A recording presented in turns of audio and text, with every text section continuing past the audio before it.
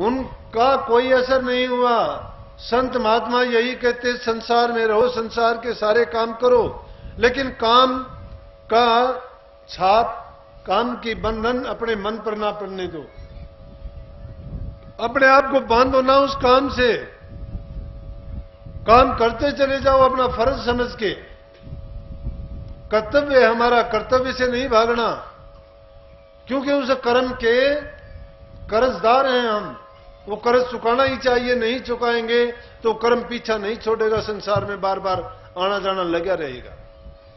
वही महात्मा बुद्ध घर छोड़ के जंगल में चले गए, तप किया, सब कुछ त्याग दिया, खाना पीना छोड़ दिया, शरीर की परवाह नहीं की।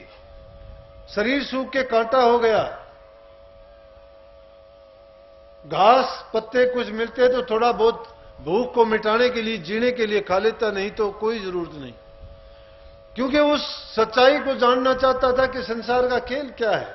पैदा होता है इंसान, बूढ़ा होता है, रोगग्रस्त होता है, मर जाता है। क्या यही जीवन है? कल्पना करते एक फूल से करते, पेड़ों पर फूल की कली बनती है, फूल लगता है, दूसरे दिन मुरझा जाता है, तीसरे दिन गिर जाता है। इंसान का जीवन थोड़ा लंबा है और कुछ भी नहीं है। इस क्षण भंगुर जीवन के लिए हम क्या क्या जुल्म और पाप नहीं कर जाते। अपने ही जो लोग हमें चाहते हैं, जो हमें हर प्रकार सुख सुविधा देते हैं, जो हमें फल देने वाले हरे पेड़ हैं, उन्हीं को हम काट डालते हैं। इंसान की बर्बरता देखो, समझ देखो। समझ इसको इसलिए दी गई थी, शक्ति दी गई थी कि तू इसको अच्छे काम में लगाना, अपने जीवन को सफल बनाना, नाम की कमाई करना, गुरु की खोज करना, अच्छा संग करना, दया का भाव रख के दूसरे जीवों पर उनकी सेवा करना। लेकिन वो दूसरी तरफ बुद्धि लगाई इंसान ने, बर्बादी के रास्ते पर चला। महात्मा बुद्ध जी की बात में कह रहा था कि आदमी में जब लगन होती है कर जाता है। बेचारा ऐसा करते करते सब कुछ छोड़ने के बाद भी थोड़ा बहुत उसको ज्ञान हुआ, पूरा नहीं हुआ। क्योंकि आप कोई भी साधना करोगे, योग करोगे, किसी चीज की साधना करो, रोटी बनाने की, सब्जी बनाने की, हल चलाने की, साइकिल चलाने की, बैठने की, उठने की, कोई योग की क्रिया करोगे, कोई जिम्नास्टिक बच्चे करते हैं, कोई प्राणायाम करता है, ये क्या है? ये कर्तव्य हैं, क्रियाएं हैं। ये क्रियाएं करनी सीख लोगे। उसने बहुत कुछ जान लिया, बहुत कुछ किया, लेकिन फिर भी सच्चाई नहीं पता लगा। तो एक दिन बड़ा हताश, परेशान, और मन में सोचा कि क्या फायदा मिला मुझे, इतना कुछ करने के बाद भी मुझे कुछ हासिल नहीं हुआ। पांव पटकता हुआ, प्यासा, भूखा, एक झील के किनारे जाके बैठकर विचार करने लगा कि क्या जीवन है, क्या हासिल किया मैंने। ना घर का रहा, ना घाट का रहा, कुछ भी ना इधर मिला ना उधर का रहा। और सोचते सोचते क्या देखता है कि गिलहरी देखी, उसके 2 बच्चे पानी में डूब रहे थे। वो गिलहरी उसको काट नहीं सकती, पानी में डूब के मर गए। अब पानी का कसूर नहीं था, वो छोटे बच्चे थे, पानी में तो घुस के उनको ज्ञान नहीं था, और पानी में घुसने के बाद वो मर गए बेचारे। गिलहरी को गुस्सा आया क्योंकि उसके बच्चे थे। संसार में ये सबसे बड़ा मोह है। जिस शरीर से जिस अंश को तुम पैदा करते हो उसको दुखी नहीं देख सकते। जब उसको नहीं देख सकते तो ये जीव हिंसा क्यों करता है, क्यों इतने अत्याचारी हैं? अरे जो बेजान चीज है, अनजान है, उनमें इतनी ज्ञान बुद्धि नहीं है, वो भी अपने अंश के लिए इतने तड़पते हैं। लेकिन हम तो रोजाना बच्चों को घर में मारते हैं। गर्भ में पता लगता है लड़की है, डॉक्टर से मरवा देते हैं, दवाई देते हैं अनाप शनाप उसको। अगर बाई चांस वो ना मरे, पैदा होती है, तो वो लड़की मां बाप की दुश्मन बन जाती है बाहर आके। मैंने ऐसे देखे हैं। बाबा फकीरचंद थे, बहुत अनुभवी, 96 वर्ष की उम्र में चोला छोड़ा, उनका संग करने का मौका मिला। महाराजियों के साथ बहुत काफी जाया करते, उनके पास सत्संग सुने। बैठे हुए थे, शाम का टाइम था, उनके घर चले जाया करते। खाट पे बैठे हुए थे, बैठे बैठे कहने लगे, संत ताराचंद, महाराज जी बैठे मुड्डे पे, मैं नीचे बैठा, उनके पैर दबाने लग गया। तो बैठे बैठे बोले, संत ताराचंद, आदमी जो करता है ना उसको भरना पड़ता है। बोला, मैंने जीवन में जो सोचा हुआ। बोला, मैंने सोचा कि ऐसी संतान होनी चाहिए कि जिसमें ना काम हो, ना क्रोध हो, ना लोभ हो, ना मोह हो, ना अहंकार हो। बोला, लड़की पैदा हुई। वो बोला, जाके देख लो, 25 साल की है, खाट में पड़ी है, उठ के चल देती है, उसको पता ही नहीं होता, नंगी निकल जाती है, उसको परवाह नहीं, कोई देता है खा लेती है, नहीं देता ना खाने, उसको नहीं पता कहां टट्टी पेशाब करना है, क्या खाना है, कहां जाना है, कुछ करना है। मैं बोला, मत्थे हाथ मारा कि फकीर तूने क्या किया? फिर सोचा कि मेरी सोच का प्रतिफल है, मैंने ऐसा सोचा था, ऐसा संकल्प किया था, इसमें ना काम है, ना क्रोध है, ना लोभ है, ना मोह है, ना अहंकार है, कुछ भी नहीं है। दूसरा बच्चा मेरी पत्नी के पेट में था, तो मेरी धर्मपत्नी नहीं चाहती थी कि वो पैदा हो, इसलिए उसने उल्टी सीधी दवाई वैद्यों से ला के खाई कि ताकि वो लड़की गिर जाए, वो गर्भ छीन हो जाए, वो लड़की पैदा ही ना हो। लेकिन वो लड़की बोला गर्भ से गिरी नहीं, वो पूरे दिन लेके पूरी लड़की हुई।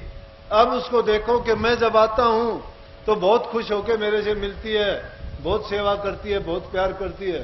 बोला, लेकिन उसकी माँ उसको ये भी कह देती है कि बेटी ये काम करना। बोला कि उसकी तरफ ऐसे भागती है कि मारने बैल की तरह से। बोला, क्योंकि उसने गर्भ में ही दुश्मनी कर ली उससे। अरे मन को मन से राह होती है, ख्यालात में बड़ी ताकत होती है। तुम अपने ख्यालात किसी के साथ में लगा के देखो, तुम्हारे ख्यालात अपने आप बता देंगे। तो मैं कह रहा था कि हम तो क्या करते हैं कि जब अपने ही पेट से पैदा हुआ के लिए हम अपनी जान देने के लिए कुर्बान हो जाते हैं, और वो फिर मां कैसी है जिसके गर्भ में लड़की है और वो डॉक्टर से या और किसी दूसरे ढंग से उसको खत्म करना चाहती है। क्या इस सभ्यता का विनाश करना चाहते हो? अपने शास्त्रों में देखा, यत्र नारी पूजनते तत्र देवता वसंते। मैंने बेरा को नहीं, सीधी बात यह है कि जहां नारी की पूजा होती है वहां देवता वास करते हैं। लेकिन नारी जब ऐसा जुल्म करना शुरू कर देगी फिर कहां देवता रहेंगे? कैसे आपको मातृशक्ति के नाम से पुकारा जाएगा? कैसे सीता जैसी, अनुसुईया जैसी माताओं की भक्ति को भुला दिया जाएगा? क्या आप वो नहीं है? तो मेहरबानी करके ऐसे पाप में, ऐसे जुल्म में अपना मन नहीं लगाना। लेकिन बाद में यहां महात्मा बुद्ध की कह रहा था कि ज्ञान कैसे मिला उनको। तो बुद्ध जी ने जब देखा कि 2 बच्चे गिलहरी के डूब गए और वो देखती है किनारे पर बैठी बैठी, बहुत दुख हुआ। और उसके बाद में उसने क्या किया कि वो भाग के पानी में घुसे, जल्दी से बाहर आके और अपने शरीर को हिला के पानी को झटका के फिर अंदर घुसे। उसको देखते देखते बहुत देर हुई। तो बात तो नहीं, ये कल्पना थी उनकी कि गिलहरी सोचती है इसे पानी ने उसके बच्चों को डुबो दिया है, पानी ने इसके बच्चों को डुबो दिया और वो उस झील के पानी को खत्म करना चाहती है। तो गिलहरी की इतनी ताकत नहीं है, झील को खत्म कर देगी। लेकिन उसकी लगन देखो ना कि एक छोटी सी गिलहरी है, उस झील से दुश्मनी करके उसके पानी को सुखा देना चाहती है।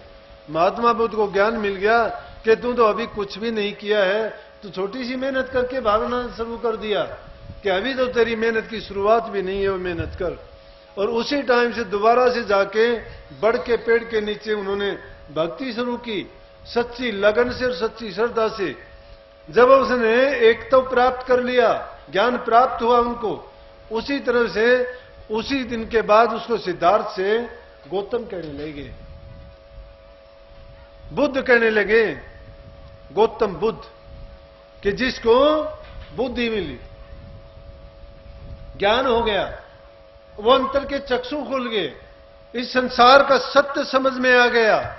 हम इस झूठे मेले में, झूठे पदार्थों में, झूठे संसार में रह के क्या सोचते हैं कि संसार सत्य है, लेकिन संसार सत्य नहीं है।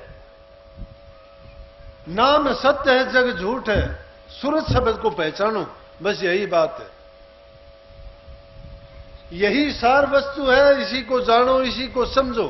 नाम लेके नित प्रति नाम की कमाई करो।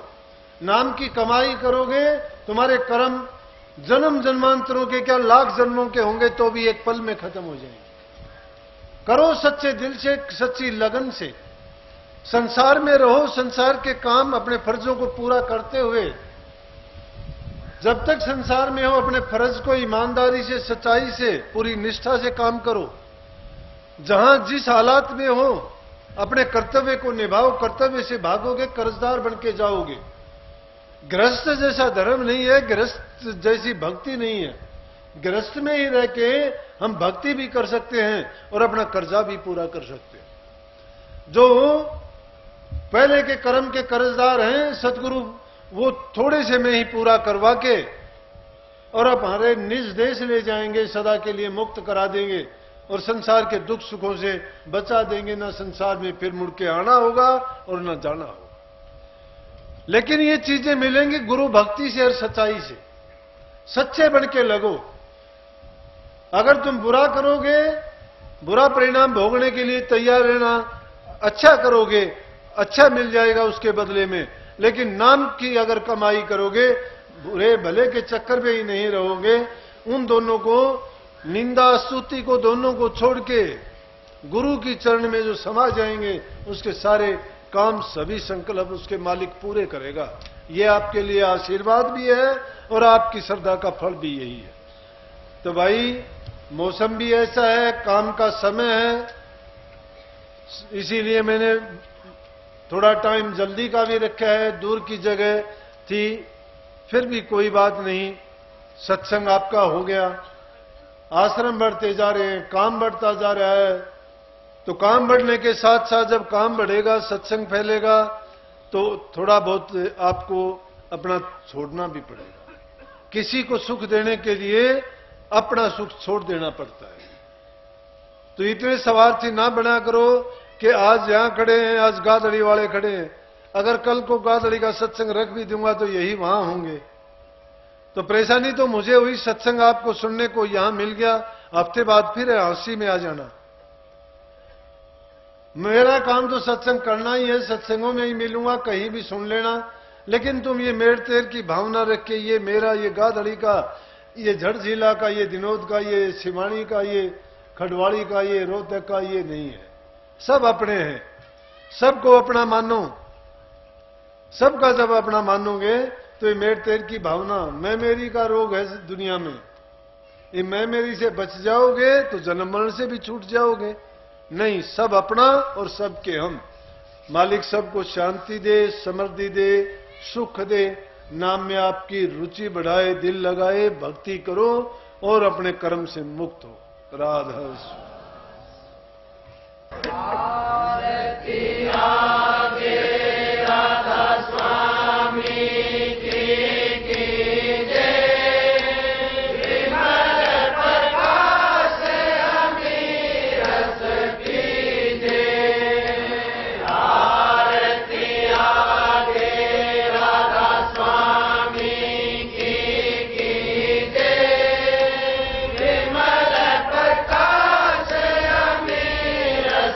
Be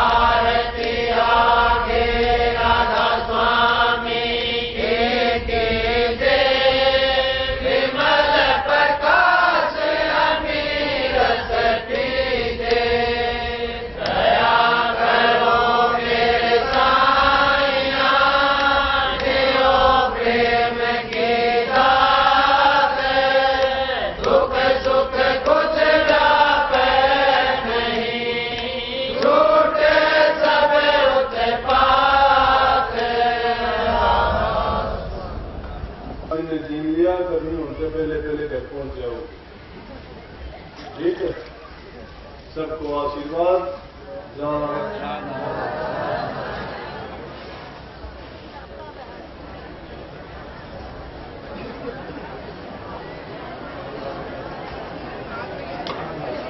हाँ